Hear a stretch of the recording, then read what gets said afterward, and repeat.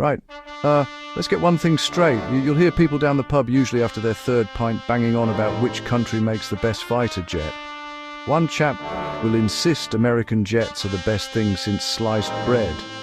Another will argue Russian jets have more raw, untamed power. And you know what? They're both completely and utterly wrong. It's a spectacular misunderstanding of the entire point. This isn't a simple top trumps game where one number is bigger than another.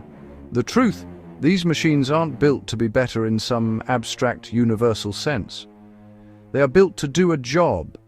The jobs the Americans and the Russians have in mind are as different as a quiet afternoon of cricket and a head-on collision between two freight trains.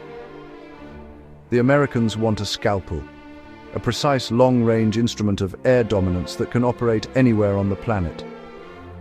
The Russians, they've built a sledgehammer, a brutal, rugged, terrifyingly effective sledgehammer designed to defend its own backyard with ferocious intensity. It's not about better or worse, it's about purpose.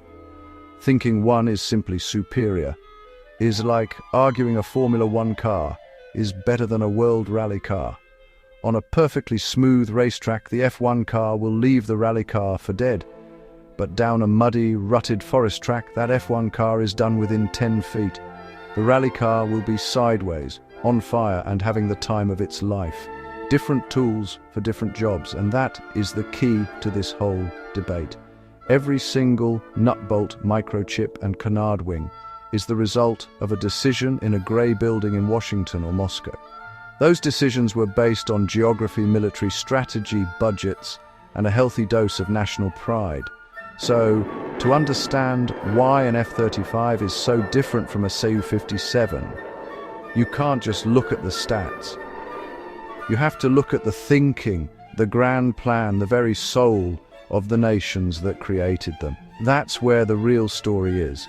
Let's start with the grand strategies, the big ideas that get cooked up long before an engineer even picks up a pencil. The United States has seen itself as a global policeman or the world's most powerful busybody. They need to project power across vast oceans thousands of miles from home. Their fighter jets are the tip of a very long spear. Fly long distances, loiter for ages, work as part of a massive interconnected network. Ships, satellites, other planes. An American jet like the F-35 isn't just a fighter. It's a flying supercomputer, a sensor hub designed to hoover up data. Share that data with a bloke in an aircraft carrier's command center or a soldier on the ground. The plan, see the enemy, target. The enemy, eliminate the enemy. From so far away, the other pilot never knew. Obsessed with controlling the airspace, air dominance, owning the sky so nobody else can play. Overwhelming technological superiority, fighting on their own terms, from over the horizon. Now switch to Russia. Look at a map. Russia is enormous, a vast landmass with long, difficult-to-defend borders. Their doctrine is fundamentally defensive, protecting the motherland. They don't have global bases or aircraft carriers, so jets operate closer to home, scramble from austere, possibly bomb-damaged airfields and get into the fight quickly. They expect a messy, chaotic brawl over their heads, not a sanitized, long-distance video game. Fortress mentality, different priorities, rugged, easy to maintain in the field by a conscript with a wrench and a hammer, able to take a beating and keep flying. Raw power speed, incredible maneuverability for the close-in dogfight they expect. Americans win the chess match before it begins. Russians flip the board and start punching. A philosophy born of history and geography, producing a completely different kind of machine. At the very core of any fighter jet is its engine, or, in most cases, two of them. These are not just engines, they are fire-breathing dragons, furiously converting fuel into biblical amounts of noise and thrust. And here, again, the design philosophies diverge brilliantly. American engines, like the Pratt & Whitney F-119 in the F-22, are marvels of complex engineering. They are designed for reliability. They are designed for fuel efficiency. They are designed for immense performance. tuned to operate for thousands of hours between major overhauls. The Americans have poured fortunes into Super Cruise, flying faster than sound without afterburner. An afterburner is dumping fuel into hot exhaust for a colossal kick and colossal thirst. Super Cruise gets to the fight faster and extends reach, part of long-range global power projection. Sophisticated, efficient, and astronomically expensive, the Russians have used a glorious sort of brute force. Raw, unadulterated thrust, Su-35, Su-57, earth-shattering kick, acceleration and climb, perfect for short runway scrambles and intercepts, monsters in a vertical climb. The trade-off? Historically, shorter lifespan, designed for more frequent replacement. Why build 4,000-hour engines if an aircraft might be shot down in its first 10? Prioritize performance and ease of replacement. Modern engines are catching up in lifespan. Power-first philosophy remains. They are the drag racers of the sky. For decades, is the dogfight dead? The Americans for a while were convinced it was. With superior radars and long-range missiles, fights end before visual range. Jets like the F-4 were initially designed without a cannon. This shaped modern designs. F-22, F-35 use stealth and sensors for the first shot at long distance. Agility is often computer-managed. Fly-by-wire turns pilot inputs into safe, efficient maneuvers. Staggering high AOA maneuvers, controlled, moderated agility. Emphasis on energy retention to set up another missile shot. Calculated, efficient, deadly. The Russians never bought into dogfight is dead, not for a second. They concluded close-range knife fights would always happen, so they built outrageously maneuverable aircraft. MiG-29, Sukhoi Su-27 family legendary super maneuverability. Twist, turn, point the nose right now. Powerful engines, brilliant aerodynamics and thrust vectoring. Move the thrust to force impossible turns. Spectacular stunts like the Cobra. Philosophy, win the turning fight, get the nose on, unleash cannon or a heat-seeking missile. In modern air combat, what you can see is everything. Your primary eyes are your radar. Here, the technological divide is stark. The US invested unimaginable sums in the most advanced radars. Active Electronically Scanned Array, AESA. Old radars moved a dish. AESA steers thousands of tiny modules electronically. Track dozens of targets, scan ground, jam simultaneously. Incredible range. Hard to detect and jam. Data fused with other sensors. Infrared, electronic detectors presented on a giant panoramic display. Goal, godlike situational awareness. Russian radar took a different, cunning path. They also have ESA, reflecting different priorities. Brutally powerful, burn through jamming with energy.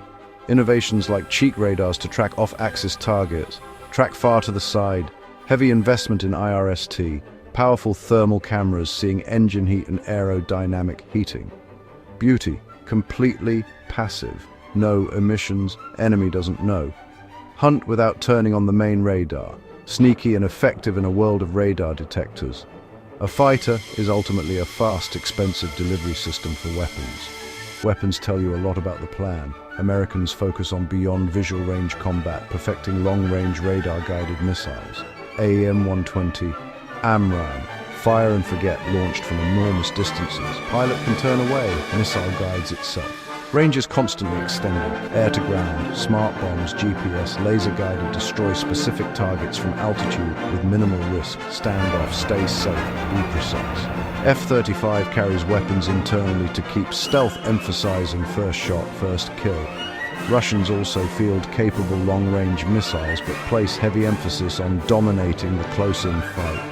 Short-range, high-agility, infrared-guided missiles. R-73 was revolutionary with thrust vectoring and helmet-mounted sight cueing. Look at the enemy, to lock missile executes tight. High G turns to kill. Focus on the merge. Classic Russian thinking. Prepare for the worst-case scenario. Often favor larger missiles with bigger warheads to guarantee a kill. Air-to-ground, both smart weapons and large, unguided bombs. Sometimes the solution is simply more explosive. And now we come to stealth. Low observability, the single biggest divergence. US went all in, starting with F-117, then B-2, then F-22, then F-35. Angles, sawtooth edges, special coatings, hide from radar. It is an obsession. Strategic advantage is enormous. Penetrate deep undetected, eliminate critical targets, command centers, air defenses, even aircraft. Dictate the terms of engagement at a staggering cost, fantastically expensive to design and build, meticulous maintenance to keep skins perfect. A single misplaced screw can compromise stealth. Russia long viewed all aspect stealth with skepticism, too expensive, too fragile, and other ways to survive, so they focused on speed maneuverability and powerful electronic countermeasures. Why invisible if you're too agile to hit? You see it in the Su-35.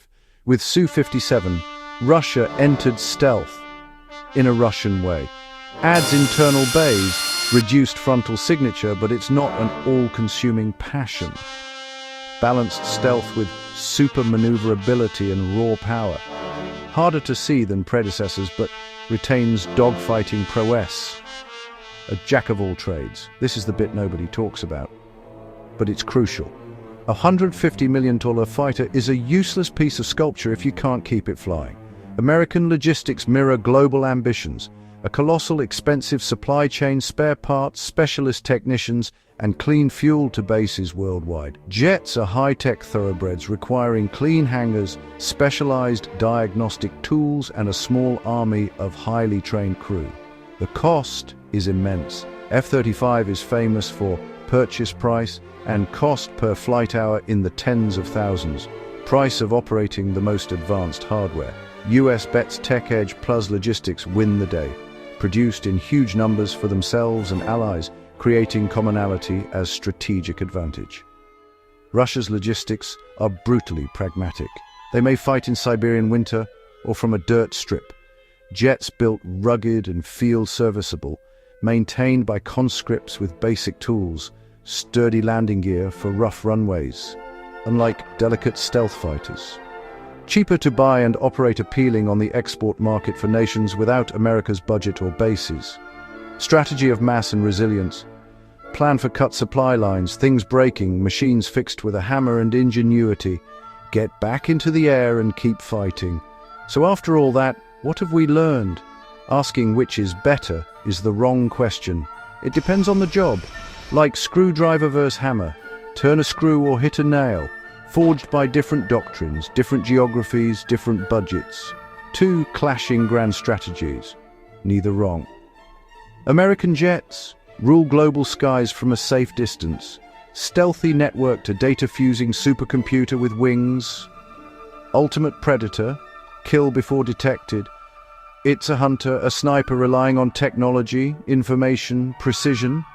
Incredibly effective and expensive to project power worldwide. It is the scalpel.